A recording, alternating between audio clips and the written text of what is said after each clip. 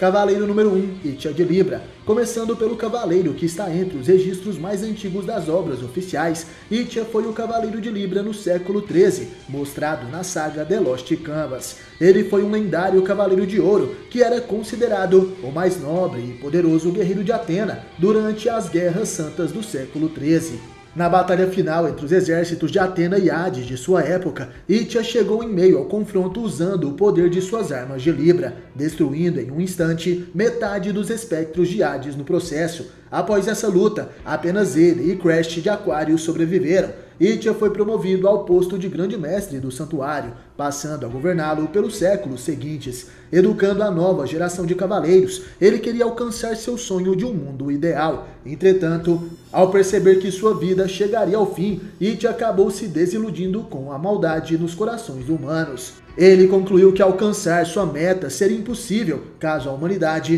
não superasse sua própria natureza falha. Seus pensamentos o levaram a trair Atena e se aliar com Hades no século XVI. Ele acaba sendo convencido pelos deuses gêmeos, Thanatos e Hypnos. Itia então orquestrou sua própria morte, de forma que fosse revivido posteriormente, com sua juventude restaurada. Ele teve a ajuda de seu discípulo Gateguard de Hades, porém seus planos são destruídos por seus discípulos Hakurei e Seiji. Cavaleiro número 2, Seiji de Câncer. No século XVI, mostrado em The Lost Canvas, certamente o Cavaleiro de Ouro mais poderoso seria Seiji de Câncer. Ele, junto de seu irmão, conseguiu derrotar o Grande Mestre Itia de Libra. Após isso, Seiji se torna o novo Grande Mestre do Santuário. Ele, junto de seu irmão gêmeo Hakurei de Altar, foram os únicos sobreviventes da Guerra Santa contra Hades desse século. Durante sua liderança, como Grande Mestre nos séculos seguintes, Seiji reergueu o exército de sua deusa e tomou sob sua tutela o jovem Manigold, que viria a ser o seu sucessor como Cavaleiro de Câncer. Como o Imperador dos Mortos novamente ressurgiu no século XVIII, Seiji liderou a primeira parte da nova Guerra Santa contra ele, mas acabou se sacrificando junto de seu pupilo Manigold para conseguir selar o deus da morte Thanatos.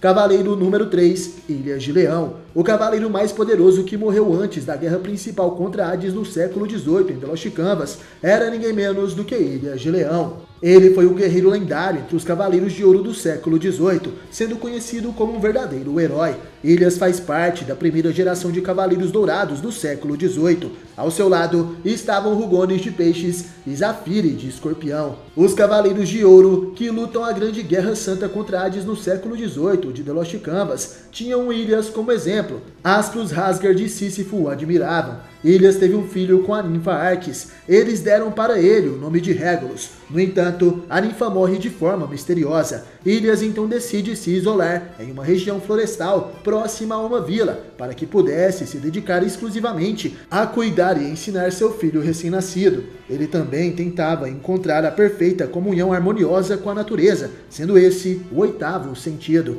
Ilhas tinha uma doença pulmonar grave que o impedia de lutar, e enquanto Regulus crescia, seu pai se tornava cada vez mais magro e abatido. O lendário cavaleiro então utiliza o que resta de suas forças para lutar em um combate mortal contra Radamantes de Weaver. Devido a estar bastante debilitado, o leonino perde sua vida, mas mostra poder o suficiente para cortar o chifre de Weaver. Por alcançar o oitavo sentido, Ilhas não ficou preso às leis do submundo, e sua alma, junto da de Arques, vagou junto do vento. E por isso, ele foi capaz de comunicar com Asmita e seu irmão Sísifo, ensinando para eles o princípio do oitavo sentido, além de guiar seu filho Regulus na luta contra Radamantes.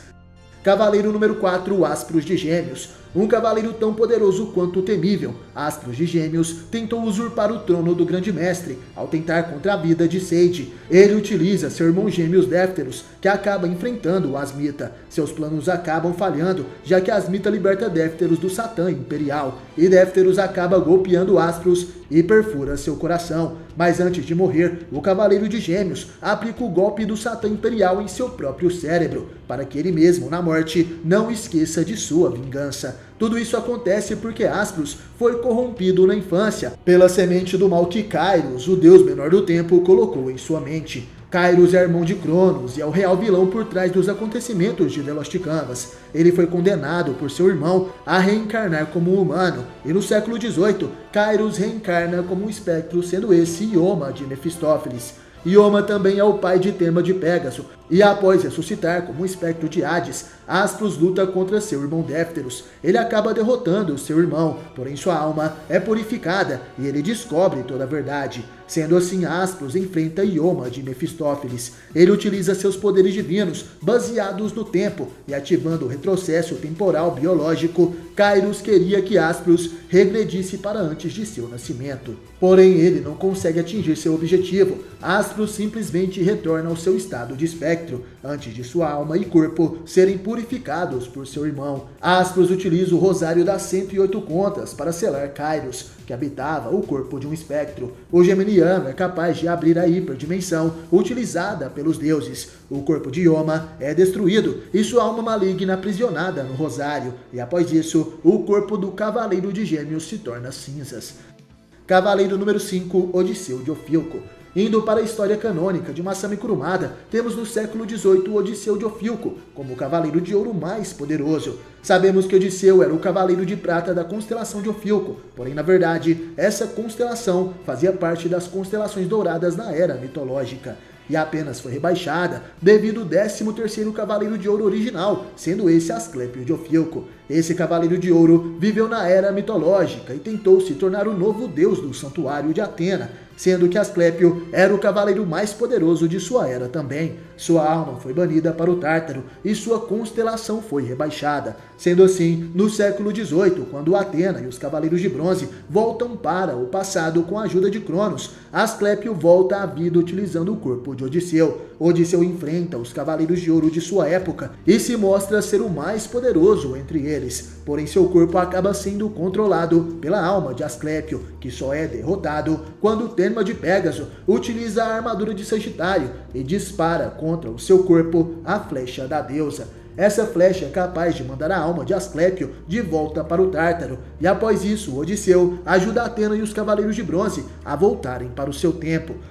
Cavaleiro número 6, Xion de Ares. Em The Lost Canvas Gaiden conhecemos algumas histórias posteriores ao fim da batalha contra Alun e Hades. Nessa parte da história, Xion já havia se tornado o grande mestre do santuário, e ao lado dos novos cavaleiros, ele estava reconstruindo aquele lugar. Então o Cavaleiro de Ares seria o mais poderoso nesse momento. Um dos novos Cavaleiros de Ouro era ninguém menos do que Teneu, que se tornou o sucessor do seu mestre Rasgard de Touro. 14 anos após o fim da Guerra Santa, Kairos consegue escapar da Torre dos Enclausurados, sendo esse o local onde as 108 estrelas malignas foram seladas posteriormente. Essa é a torre que Doku de Libra observava. Kairos ataca o santuário, que estava em reforma, e acaba lutando contra Teneu de Touro e posteriormente contra Xion. O grande mestre tem o poder de vivenciar as histórias e as técnicas dos antigos cavaleiros, apenas tocando nas armaduras. Ele então acaba citando Aspros, que haviam ensinado a manipular o espaço-tempo através de suas memórias na armadura de Gêmeos. Isso permitia que Xion escapasse das técnicas temporais de Kairos. Porém, o grande fim do Deus do Tempo acontece quando a armadura de Atena e Pégaso retornam da hiperdimensão. O Deus maligno é atingido pela luz do escudo de Atena, que o mata e bane sua alma da existência, colocando assim sua ameaça ao fim de uma vez por todas.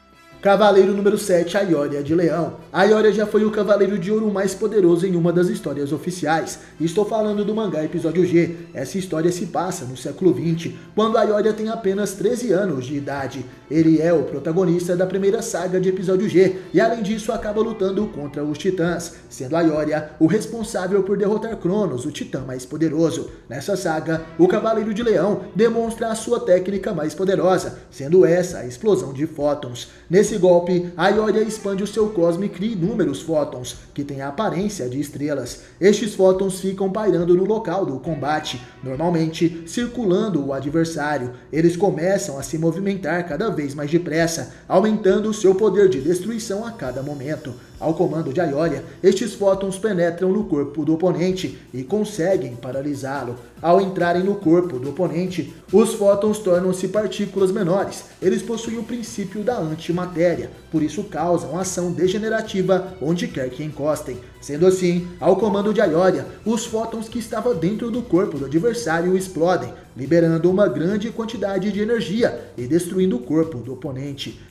Cavaleiro número 8, Saga de Gêmeos. Indo para a saga clássica de Cavaleiros do Zodíaco, certamente o Cavaleiro de Ouro mais poderoso do século XX seria a Saga de Gêmeos. Quando a pequena deusa Atena nasce perante a estátua de Atena, Xion convoca uma reunião com todos os Cavaleiros de Ouro. Ele logo diz que escolherá um sucessor dentre os cavaleiros. Shura diz que apenas Saga e Aioros eram fortes o suficiente para concorrerem a esse cargo, e Xion afirma que sim. Aioros revela que Saga o superava em tudo, porém a partir desse momento a parte maligna de Saga começa a atormentá-lo, e após saber que o grande mestre escolheria Aioros, Saga encontra seu irmão Kano. O gêmeo maligno instiga Saga a matar Atena e o grande mestre. O Cavaleiro de Ouro acaba sendo tomado por seu lado maligno e com isso mata o grande mestre Xion. Aioros descobre tudo e consegue ainda salvar Atena, mas Saga, se passando por grande mestre, governa o santuário por 13 anos até ser derrotado por Atena e seus cavaleiros na Batalha das 12 Casas.